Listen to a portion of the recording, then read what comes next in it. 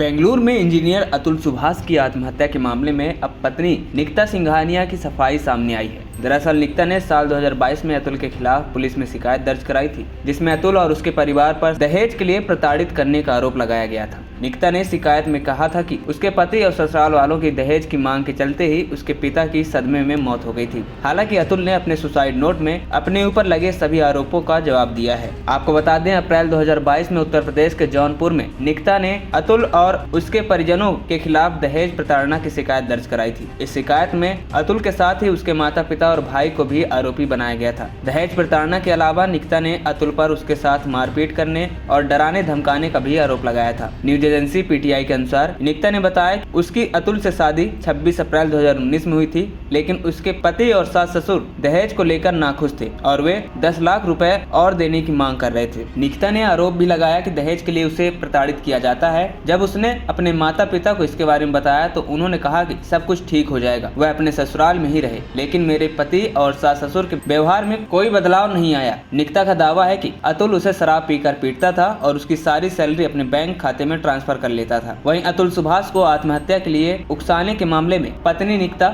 उसकी मां निशा, भाई अनुराग और चाचा सुशील सिंघानिया को आरोपी बनाया गया है। पुलिस की एक टीम उत्तर प्रदेश के जौनपुर भेजी गई है, जो निकिता और उसके परिवार वालों से पूछताछ करेगी। आरोपों पर चाचा सुशील ने कहा कि मुझे मीडिया के खबरों से पता चला कि एफआईआर में मेरा भी नाम है, लेकिन मेरा इससे कोई नाता नहीं है। तलाक मामले की सुनवाई बीते 3 वर्षों से चल रही है और अब ये अचानक सब हुआ है। हमारा परिवार दोषी नहीं है और इस मामले में अदालत फैसला देगी। वहीं सुशील सिंघानिया ने कहा कि सुभाष के आरोप बेबुनियाद हैं। निकिता यहाँ नहीं है और जब वह आएगी तो वह सारे सवालों के जवाब देगी। मैं उसका चाचा हूँ, लेकिन मुझे केस के बारे में ज्यादा जानकारी नहीं है। वहीं निकिता के आरोपों का अतुल ने अपने सुसाइड नोट में ही जवाब दिया है। पत्नी को पीटने के आरोप पर अतुल ने लिखा कि अगर मैंने उसे पीटा होता तो उसने अदालत में आज तक इसका कोई सबूत या तस्वीर क्यों नहीं पेश की। अतुल ने लिखा कि मैं एक मजबूत कद काठी का व्यक्ति हूँ, अगर मैं उसे पीटता तो उसकी कोई हड्डी टूटती या चोट का निशान जरूर होता। क्या उसने कोई तस्वीर दिखाई या कोई उसका गवाह है। वहीं 10 लाख के दहेज के आरोप पर अतुल ने लिखा कि हमने 10 लाख रुपए दहेज की मांग की,